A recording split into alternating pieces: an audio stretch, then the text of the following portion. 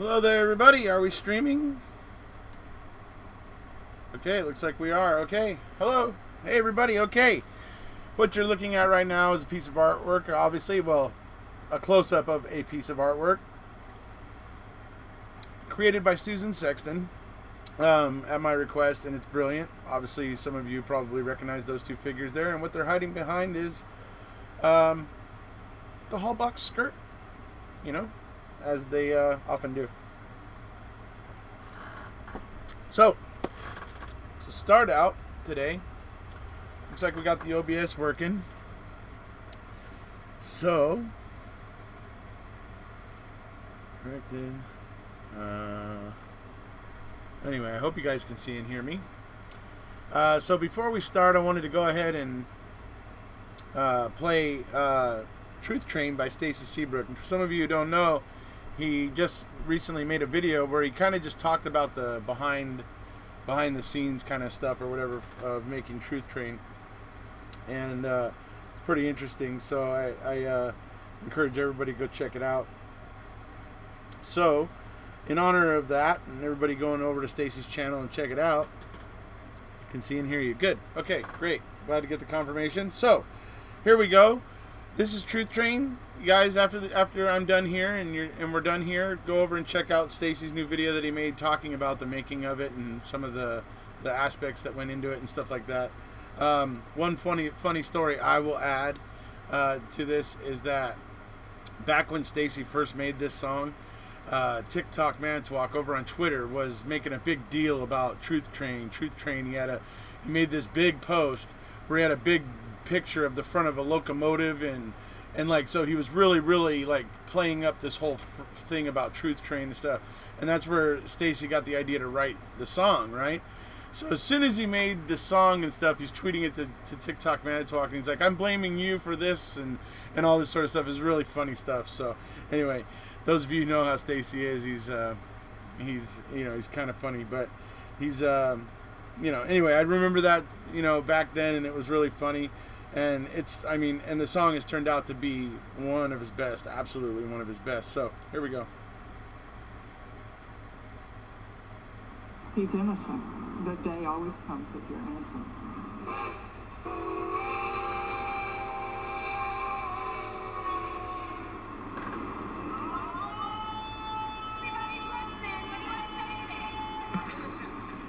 Get on the train before it leaves the station. Wisconsin versus Avery, a complete fabrication. Get on the train before it leaves town. The truth train is coming, gonna run them down, run them down.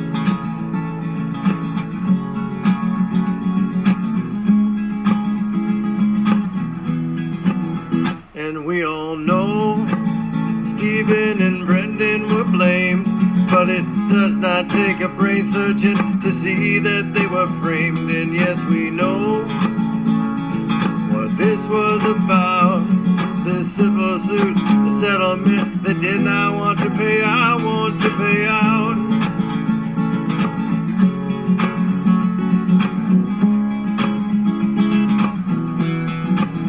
And you may hear this song, or maybe you don't get it. I suggest you look up TikTok Manitowoc on Reddit. There you will find trial transcripts, evidence files, and reports, and you will start to fathom the corruption within the courts. And as you shake your head because everything seems demented, you will find yourself in company of 3 on-bank judges that dissented. But don't you worry, you're not going insane. You just happen to sit down on Zellner's Truth Train. Get on the train before it leaves the station. Final destination, inevitable exoneration. Get on the train before it leaves town. The truth train is coming, gonna run them down, run them down.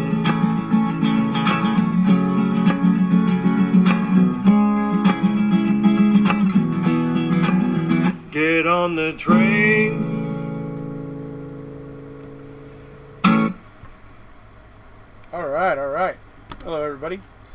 Okay, so some of you are wondering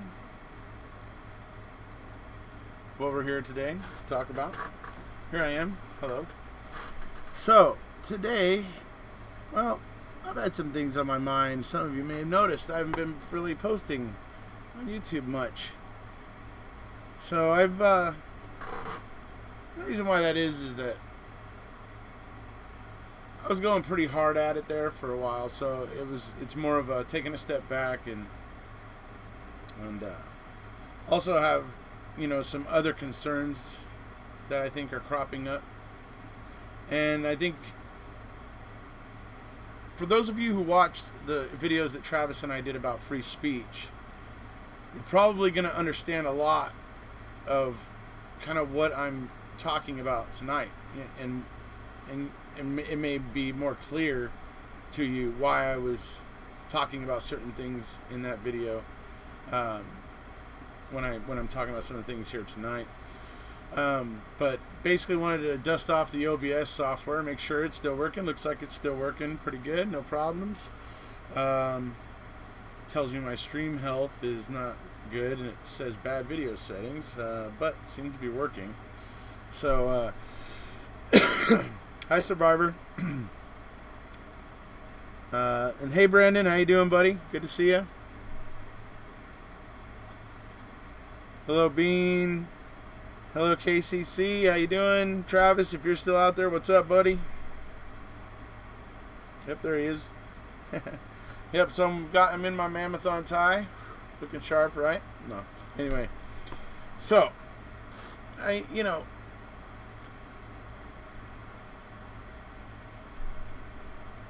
one of the things that I would, I guess, start off with is, with the way things are recently,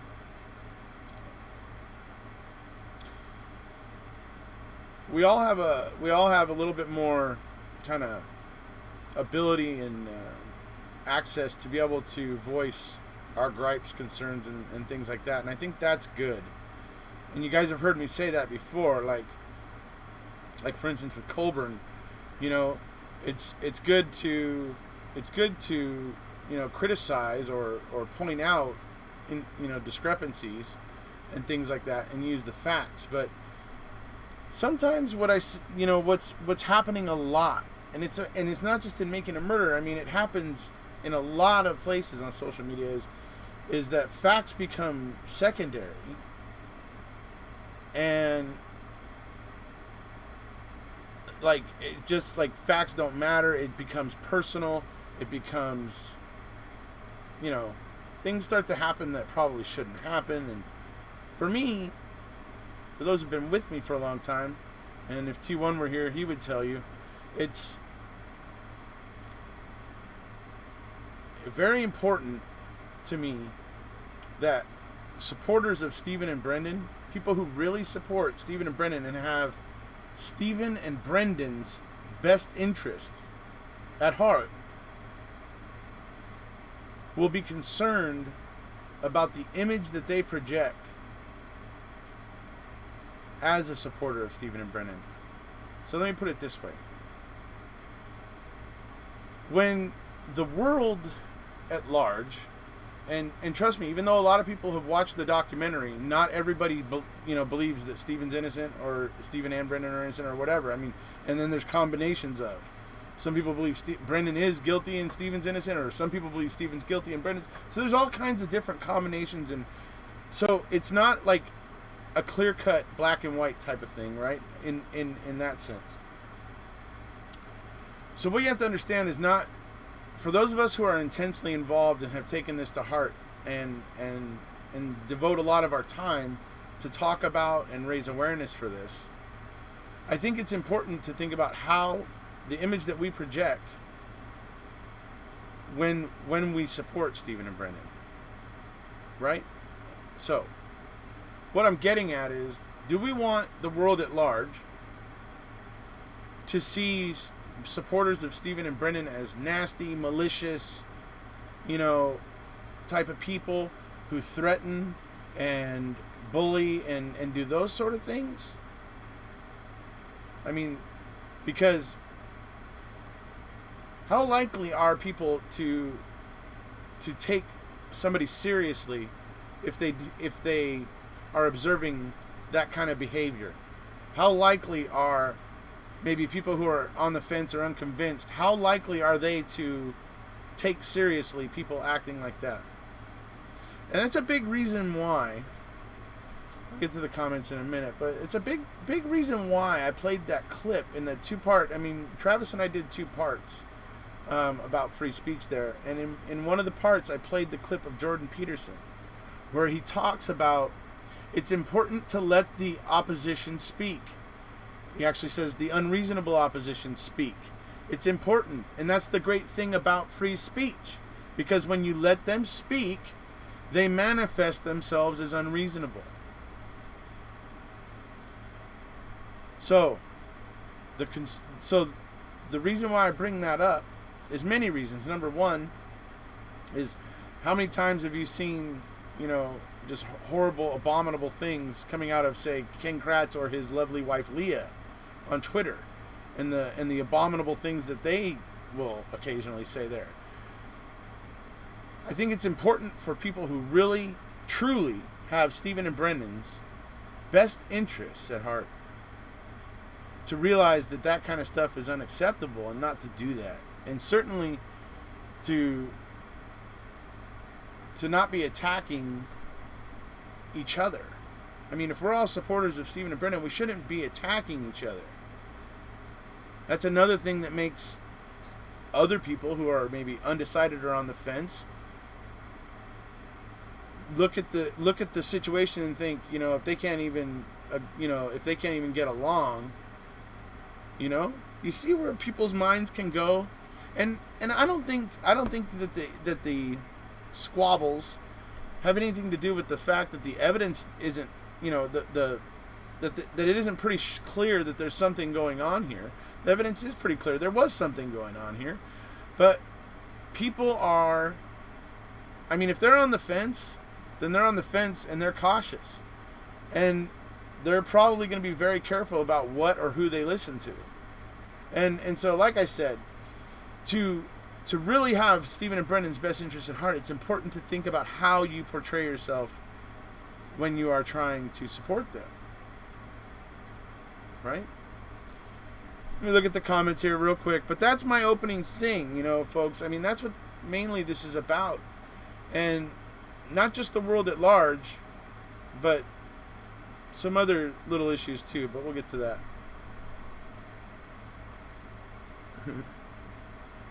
Can I please turn up my volume?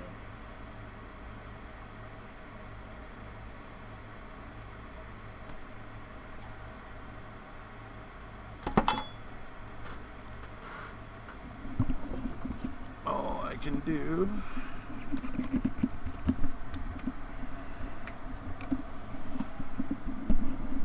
How's that sound? Is that a little bit better? Now I got it right up close to me, so hopefully that works a little bit better. Not working again. Don't want the negative image. The county already drew the picture of Stephen and Brendan. Well, do we have to do that for Len? We can still go after him, right? Len Kaczynski? You can absolutely come after him for all the creepy and make known all the creepy stuff he was doing to his law clerk. Good grief.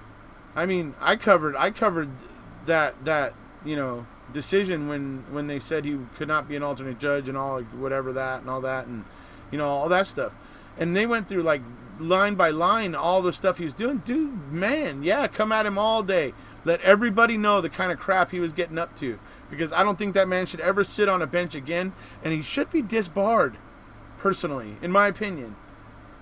So yeah, but facts. Come at him with the facts. That's all I'm saying. Come at him with the facts.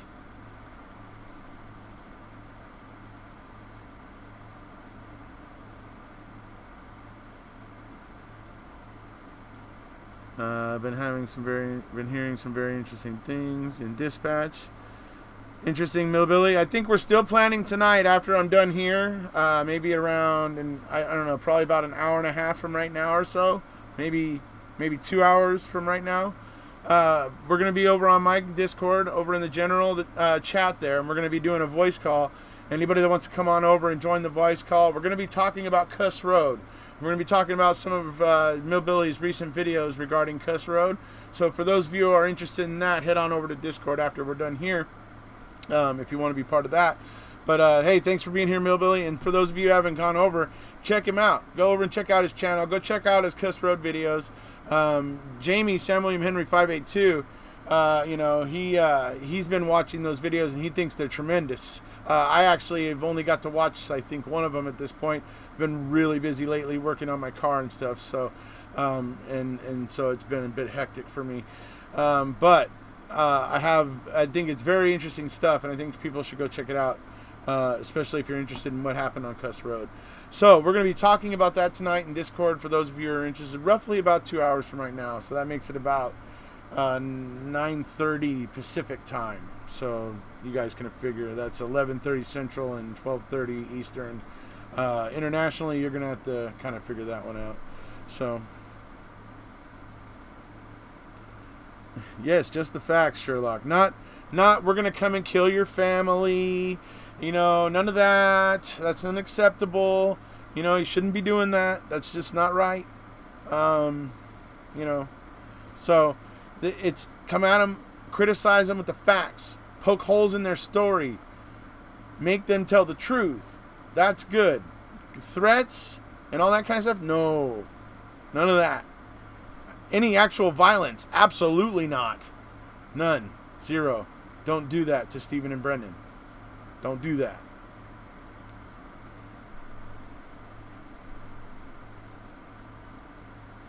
Yeah, so I know a lot of people have. So if you guys haven't gone over and checked out Millbilly's Cuss Road videos, like I said, they're getting a lot of attention. A lot of people are talking about them. They're interesting. So if you're interested in Cuss Road, go check them out.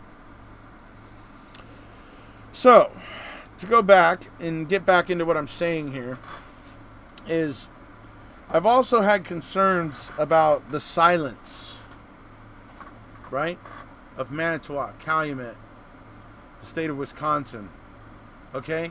We did have Fassbender and Ken Kratz going around when Kratz's book came out, and we had them going around and doing TV shows and stuff.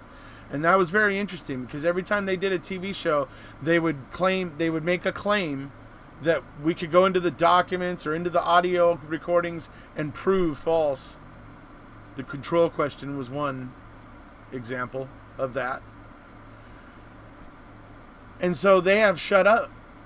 They're not saying anything. And now we got Colburn's lawsuit, right? Where he's like, wah, wah, everybody's picking on me. Well, you know what? When he talks about people making threats against his family, death threats of violence against him and his family and stuff, people shouldn't be doing that. People shouldn't be doing that. That's over the line. That's not what people who have Stephen and Brendan's best interests at heart should be doing. Because it doesn't serve Stephen and Brendan's best interest in any way, shape, or form. It only actually gives Colburn a little bit of credibility now when he complains about his integrity being questioned. Because people will sympathize because his family, was being threatened and things like that. So you got to understand, folks, it's, there's a certain aspect of hearts and minds. People will develop opinions, and if you act like a jerk, people will think you're a jerk. If it walks like a duck, quacks like a duck, right? And that's the way people think. So it's important to think about the image that you're projecting as a supporter of Stephen and Brendan, because we certainly don't want people to be able to make claims like Andy Colburn made and has made. And those are the types of things that I'm seeing in a lot of places on social media, not just in Making a Murderer, but where There are very, very troubling things, violent things that are happening, things that are truly troubling. And the way that people are using social media in certain ways is, I mean, I think the conversation has to become about ethics, you know, because there seems to be a great deal of people out there who don't think like I happen to think, where I do not believe the ends justify the means. I do not believe in that. That is not something I can get on board with. But there's a lot of people out there who can get on board with that philosophy, who do think that is okay, you know, and it's really not. And when I see that kind of out there and that attitude out there, it concerns me. And then when I see, obviously, like Colburn's lawsuit and the claims he's making, it's like, we don't want to do that. Okay?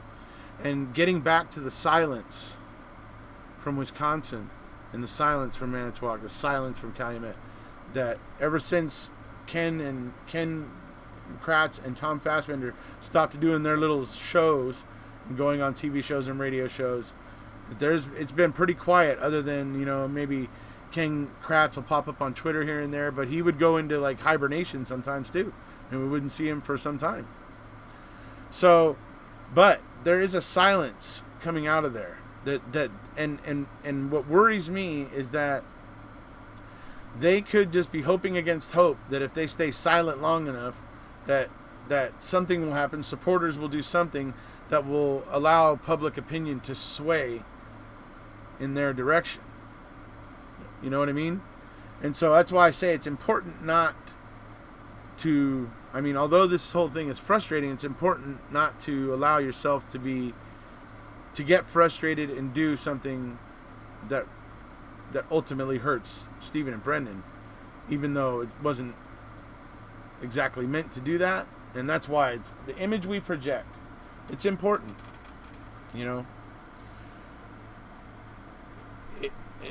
It's, you know, it's why, you know, Travis and I were talking about free speech to begin with. And, you know, maybe Travis didn't understand a lot of the reasons why, but I've been watching a lot of YouTube videos. Hello, Adrian. It's great to see you, Adrian. Hello. Welcome. I've been watching a lot of videos that deal with, you know, free speech and unpopular speech and kind of the way the winds are blowing. And it's just disturbing. I think it's important that those of us who care about our rights for free speech and people who care about the fact that we're able to voice our gripes and concerns, especially now in the age of social media where we have even more power to do those things. But I gotta say, there has to be a conversation about ethics. There has to be a conversation about what's over the line. Because for me, it's a big deal that that supporters of Stephen and Brendan aren't seen as, you know, unruly people or an unruly bunch. That would be terrible, right? And so that's one thing that you know, and it does happen that there is a group of supporters out there who seem to have made it their purpose in life to try to drag down, ridicule, degrade other supporters. You know, like, for instance, at Raleigh, this particular group called everybody at Raleigh fans of MAM. I'll let everybody just resonate with that on their own.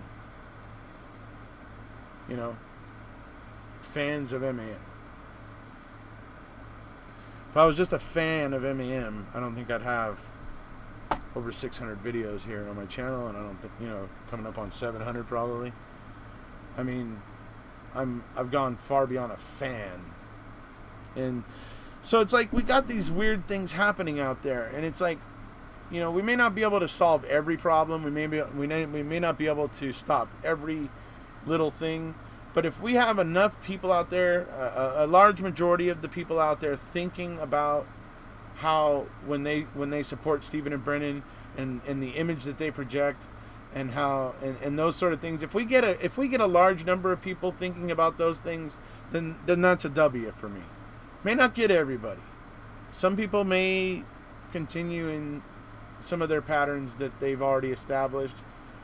That's fine. But maybe some people will see the relevance, see the purpose in wanting to represent Stephen and Brendan in a positive way. So hopefully that's where we get to. Let's see. They've maybe been told not to speak about the case. They probably have. And so, and that brings me back to that quote by Jordan Peterson where he says, "It's better to let the unreasonable opposition speak and manifest themselves as unreasonable." And so, because I understand that statement, I can evaluate that statement in a different way. I can look at that statement because Jordan's the one who was being unreasonably protested there. But what if we took that statement and applied it to this situation where Manitowoc and all of them feel that they are the victim or the, whatever, that we are victimizing them or whatever, and that they are just shutting up and letting supporters of Stephen and Brendan talk in the hopes that something will happen that they can use that will sway public opinion or that sort of thing. So, like I said, be mindful. Be mindful of the way you support. Be mindful of, the things that you do. It's important because you don't want to be seen as unruly. We don't want to be seen as an unruly bunch or a mob or a vigilante squad or anything like that. No. We want to be seen as perfectly reasonable people who have gone through the documents and we're just going, yeah, what's going on here? Or gone through the videos, gone through the audio recordings, and we're questioning, going, this doesn't line up. So why is this not lining up? In many ways.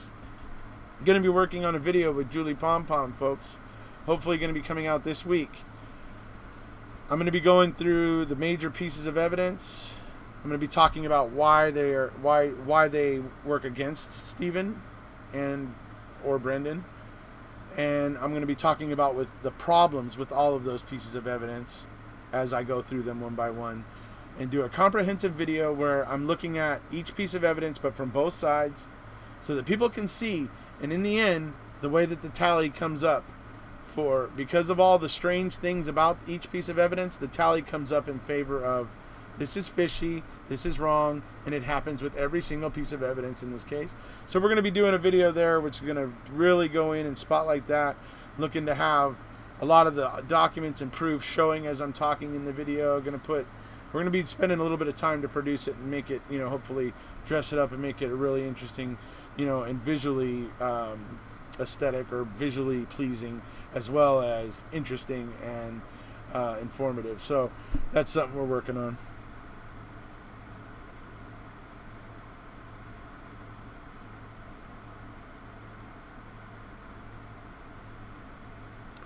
And that very well could be, Travis, about people being concerned with their own perceived celebrity. Yeah.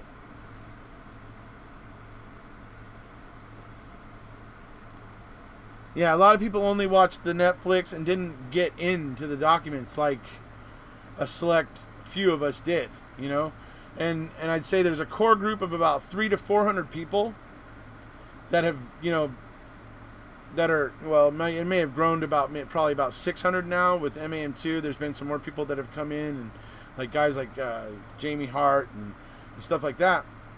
And so that core group may have grown, but they're there almost all the time. They're there. There's a constant presence from this group.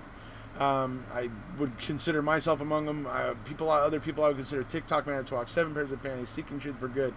A lot of people, Henbury, Fog Haze, a lot of the people from the Facebook groups like Lisa Zakowski, just a lot of people. Obviously, you've had Carla Chase, Stephen's niece, has been involved in this from the beginning. People like Tracy Struncy, just on and on. There's a huge core group of people. Allie Apperson, She's been here since the beginning. And they're there, and they continue to be around, and they continue to talk about this case.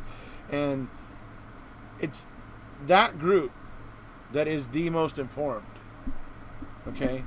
That's why, I would say AC, the guy who had that interview with Kratz.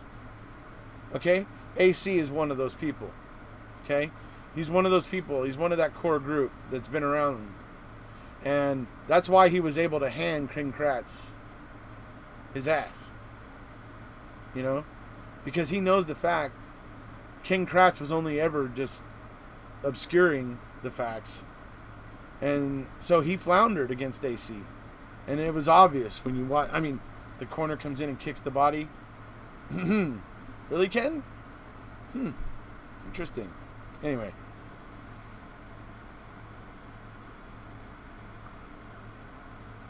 I think that is a great idea, especially if you can see the evidence that was in the court. Yeah, that's what I'm going to look to do, is have, the court documents showing, like for instance, if we talk about the bones, and it's going to be about showing the court documents that what percentage of bones were found there, showing other documents, showing, and just having documents pop up as I'm talking about it, so that people can see a progression of, this is what's wrong with this evidence.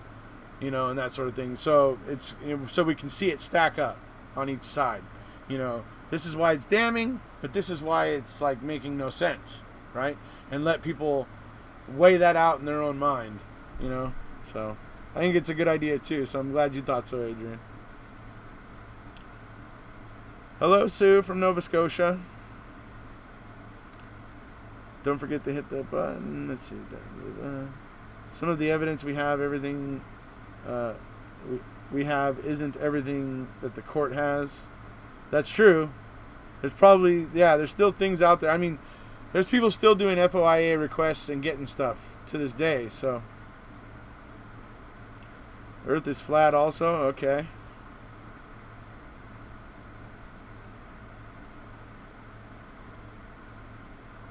Yeah, the great interview between, AC and Kratz. Oh, yeah, I know. That's brilliant. We only got to see, 2.5 minutes of it? But, dude.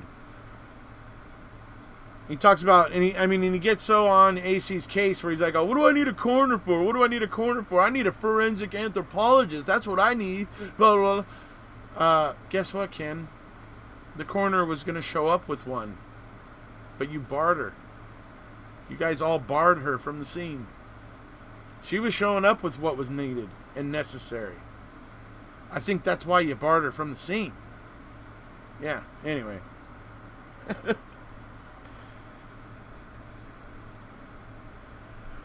So, yeah.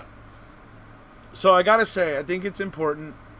I love Rubber Ducky because Rubber Ducky has the same opinion when it comes to this, and I hear her, when I watch her videos, I hear her talk about it.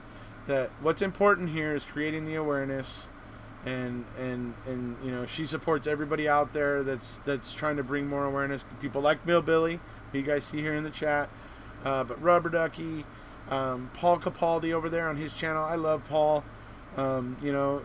He's great.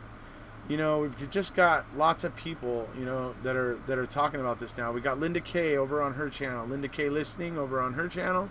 She's doing some great stuff. Denise Rainey, who's also here in the chat tonight, over on her channel, she's doing some really good stuff. She did a live last night with Alan Roos, who some of you may know. She's the lead moderator over on Paul Reporting Live from My Sofa, over on his channel, another true crime channel. Anyway, they were live last night, and Linda joined them for a little while. Look, great stuff. And a great community of people that are getting very well read, very, very well versed in the Avery case, but also in wrongful convictions, and I'm loving it. Everybody's starting to get on YouTube and post and talk about the things that they care about, the things that they see that touch them, and make them want to say something and speak out, and it's great. I love it because I was wanting people to do this last year around Christmas time. A year and a half ago. And it's great to finally see it happening with people emerging and wanting to get out there and make some awareness on their own. of things that they care about. I mean, just the more people that are in the chorus, the louder it gets. And that was always the goal of it. It's all about what's important for Stephen and Brendan. But like I said, keep it classy. That's why I came up with that hashtag, be classy for Brendan Dassey, or keep it classy for Brendan Dassey. It's important to me, and I hope that a lot of people watching this can see the importance of it, because if we want to convince people, or at least if we want people to listen and at least consider the possibility that Wisconsin got this wrong, it's important to treat people with respect. Okay? Because trust me, how do you feel when somebody comes up to you and doesn't treat you with respect, wanting you to do something you don't necessarily want to do? Right? And they come up treating you with disrespect. How do you generally tend to respond to it? You don't really have a real warm and tender feeling about it, do you? Do we? No, we don't. Rational thought, rational minds, that is what will really help. That's what needs to happen. Actual conversation. But that's another thing that's going on out there in social media right now that's kind of got me worried, is that there's people out there barking, but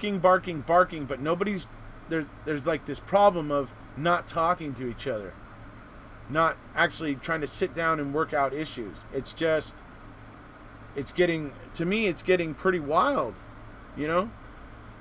and I don't know. I see a trend. I see something that I think everybody should be worried about, and I think it's all the more important that we define the ethics of how we conduct ourselves on social media, because we don't want to descend into mob mentality, and we do not ever want to reach the point where we feel that the ends justify the means, because that's an unacceptable stance for me. I will never be able to go along with that personally.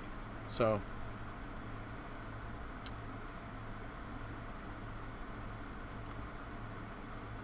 okay, I think we've had enough of that conversation.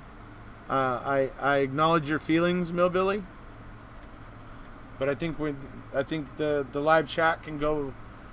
I think it's been filled up with enough of that conversation there. I don't think we need that. All right, it's getting wild in your own chat. I think you need to say it again. Right, exactly. I mean, we all feel passionate. That's a very valid point. See you later, Adrian. Good night. But that's exactly the point. Look at how.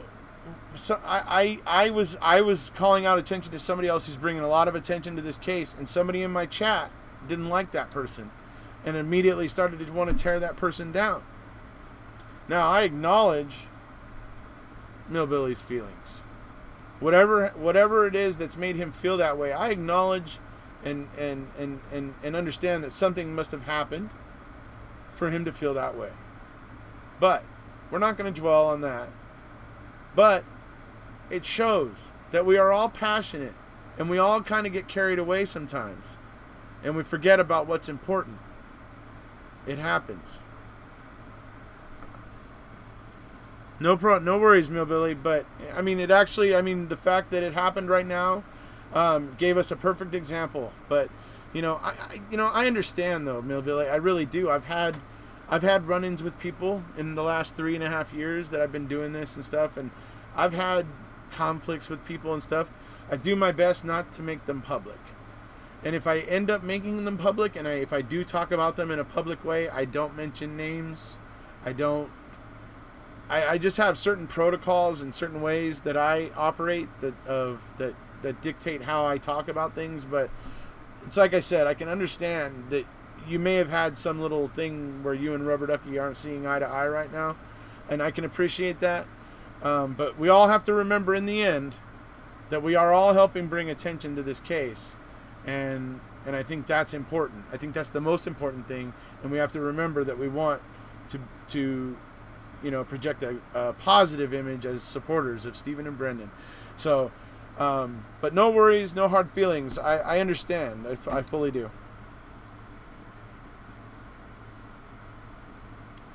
I understand there was some issue about that, Millbilly. I get it, buddy. I know. And I'm not belittling your gripe with Rubber Ducky. I'm just saying that in the bigger picture, she's doing a lot of good for Stephen and Brendan. Let's hope that this little issue that you have with her, we'll get it worked out, hopefully in time. Hopefully.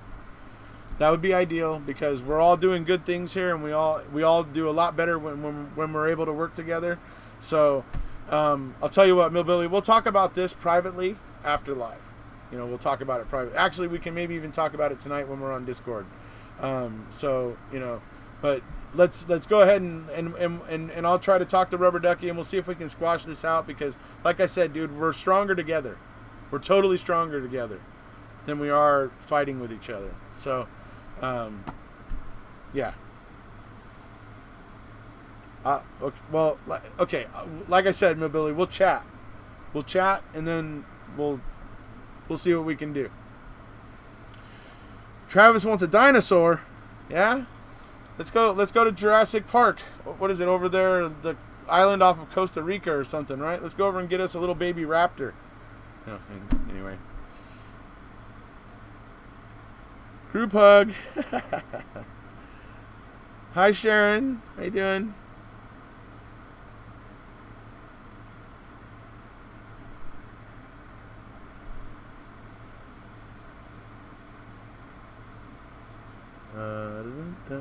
Oh, Adrian's still here. She didn't go to bed yet. Not that I want you to. You're welcome to stick around as long as you want. I don't know what happened, but that is a private issue. Yeah, oh.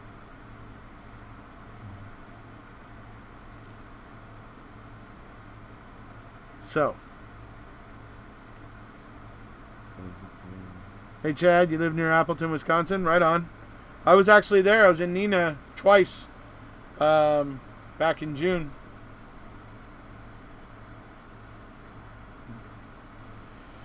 So, another reason why I was talking about this, because obviously you guys have been hearing me sitting here talking about how the public at large perceives Brendan and Steven supporters, right? And how fence sitters and how we would look to those sort of people if we want to be able to convince people, and how we want to think about the image we're projecting, right? Well, some of you may have noticed Teresa Halbach in the thumbnail for this video before it started. And I do have this dream, this kind of like hope that the Halbachs will eventually notice a lot of the facts in this case. Somebody in the Halbach family will notice a lot of the things coming up in this case and start to wonder if they really got true justice for Teresa. And I don't expect them to jump on the Stephen and Brendan are innocent train by any means. I don't expect them to do that. I think it would be helpful if they just eventually got to the point where they made it clear that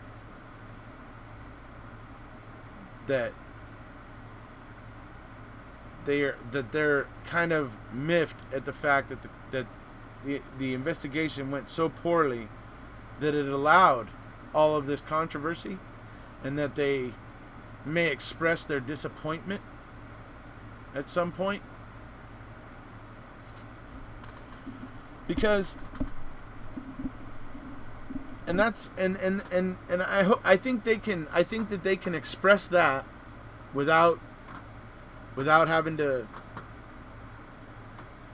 actually become supporters of Stephen and Brendan. I think they can actually say that without having to do that, because I know the family is in pain. They're in pain, and that trial was some measure of closure for them, and for them to try to go against it is just too painful of a thought for them to consider, and I can totally understand that. But if there's somebody over there in that family that begins to question it, like we've begun to question it, whether Teresa got real justice, it's important that they see a group of people that seem level-headed, well-versed, that know the facts, that have gotten to know the case, and that aren't just talking out of their, bunghole, basically. I don't know that the Halbachs would ever do that, but I actually do have some hope that they someday do express some frustration with the investigation, the investigators, because of everything they've had to endure because of the, bad handling. And like I said, I think that allows them to be critical without having to become supporters of Stephen and Brendan. And if there was just that might be enough. Because I have always felt that Manitowoc, the Calumet, state of Wisconsin, are disingenuous when they talk about the victim's family and honoring the victim's family and blah blah blah blah blah and all the things that they say, right? Because I happen to know that is arbitrary to them. It's totally arbitrary. Okay, the only reason they care, the only reason they bring up the victim's family in this, because they're able to hide behind it. They're able to hide behind the Halbachs in this and say, oh, well, we're doing this for the Halbachs, or, out of respect for the Halbachs, I'm just going to say this, or blah, blah, blah, blah, whatever. And it's like, whenever they get asked a hard question, it's like they hide behind the Halbachs. That's why I chose to show, during the Truth Train, I showed the graphic of Schimmel and Kratz hiding behind the Halbach skirts. I know they're disingenuous, and the reason why is because I know the Ricky Hochstetler case. And when I was in Wisconsin, I met Ricky's mother. Okay? Her and I are going to be having a little chat soon. Yeah. So, when you find out the things that they did and the way that they treated Ricky's mother, Deb,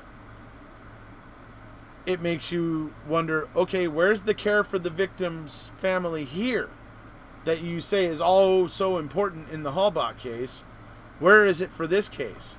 Because it seems like all you did was give this lady the runaround, Ricky's mother the runaround, lied to her, and then she eventually had to call to do the things that she was hoping you were doing, and found out that you had lied to her, and you had never contacted DCI. I mean, it goes on and on and on with that case, where they didn't give a damn about the victim's family, or even the victim for that matter. It's sad, but it's true. It's true. So that's why when I see them hiding behind the Halbach skirts in the Avery and Dassey cases, it fucking pisses me off. It totally pisses me off.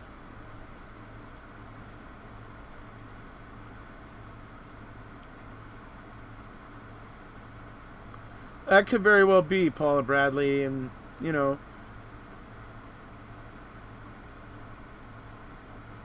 like I said, if we want to have effectiveness, seriously, I can't say this enough. I just can't say this enough. If we want to have effectiveness as supporters for Stephen and Brennan, we need to be mindful of the image we project. Okay? It's much better to be seen as tolerant and helpful, or tolerant and intelligent and just those qualities are always more admirable than being a jerk. And so try your best to suffer some other people's attacks and slings and arrows, right? Try to just ignore some of that and be the bigger person and put out that image of what it means to be a supporter for Stephen and Brennan and what's important to a supporter of Stephen and Brennan and that sort of stuff. I think collectively, if we begin to act in that way, I think that it would create something kind of big that people could look at, where it's a group of people looking at being responsible in working for change. Meaningful change. Right? So, this has been on my mind for a while, trust me, and watching a lot of the YouTube videos that I've been watching recently, and some of the way the wind is blowing these days is really, really, it bothers me. Even here on YouTube, folks, all the videos that Travis and I did about free speech, YouTube and Google demonetized them immediately. I lost when I appealed it. I lost. So there's this definite wind that is blowing, that is trying to that has something against free speech and other things. It's just very, very alarming, very, very disturbing at the moment what's going on out there.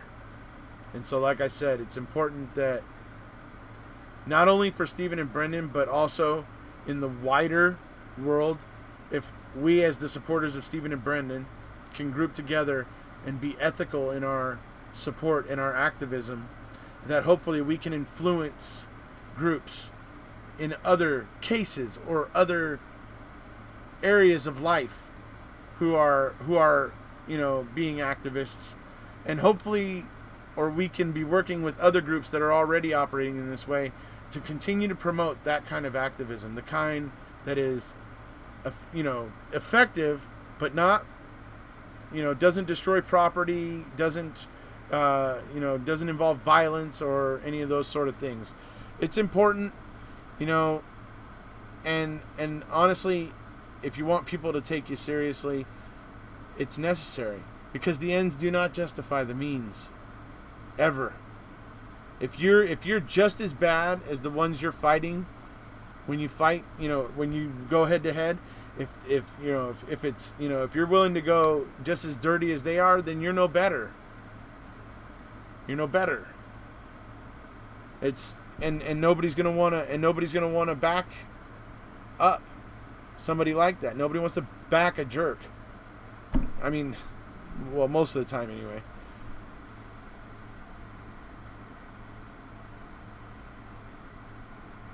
I know, T1. What am I gonna say? Hey, what am I gonna do?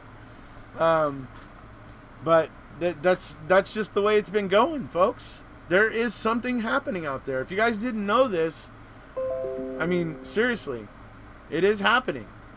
It's there's a concerning, kind of wind blowing out there. It truly is. And seeing some of the things that I'm seeing, I mean, even on Twitter, on Google, on YouTube, it turns out that so many people got up in arms that Lindsay Shepherd had her Twitter account reactivated. A lot of the stuff about JY started getting out, and people started finding out some of the stuff that JY was doing.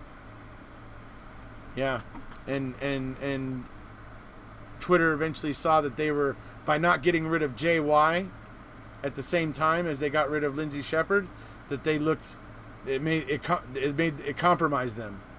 So they let Lindsay Shepherd back. I think they should have just kicked out JY personally, but that's not what happened. Oh, thank you, Sharon. Absolutely, Adrian. Everybody, let your voices be heard. But do it, smart. Come at them with the facts. Come at them with, make them squirm. Put them in the awkward position, where they don't know what to do with your facts. And they don't know how to answer your facts. Do that. Okay? Trust me. It's much more powerful than any punch or kick or any threat. It's way more powerful because it puts them on the spot. And if they can't come up with the right answer, then it makes them suspect. So come at them with the facts. That's I can't say it enough. I know you love me, Sharon. I love you too. We'll see you later, too. When I actually have to go too, folks. I think I've covered what I wanted to talk about tonight. like I said, it's very important to watch your conduct when you want to project the positive image of being a positive, supporter of Stephen and Brendan. Like I said, folks, it's good to help define these things for ourselves. And I think if you're out there and you haven't been thinking about these things, particularly if you're like me and just got on social media within the last 2 or 3 years, like me, you may not have thought about these things yet, but I encourage people to think about this. Think about your ethics. Think about how the way you act on social media could be seen when you are, as a supporter of Stephen and Brendan. Think about how your actions could be construed by people who are against Stephen and Brendan. It's important. I think as many people should think about it as possible. And thank you, everybody, for being here. Thank you for showing up to listen to me talk about this subject. It's close to my heart right now, the whole free speech thing, and because I highly value my right to free speech, and I remember learning in school how we had habeas rights, and that was guaranteed by our Constitution, and blah blah blah blah blah, and I've seen those rights go away. So when it comes to free speech, I have no intention of watching that happen. I don't care how the government tries to scare us, or whatever happens trying to scare people into passing some scary piece of legislation that robs us of our free speech, rights to free speech. We can't let it happen. We have to be vigilant. We have to be mindful, and we can't let that happen. So that's another reason why I'm talking about this. So, all right, folks. That's about it for tonight. If you haven't already, please hit subscribe, and we'll see you.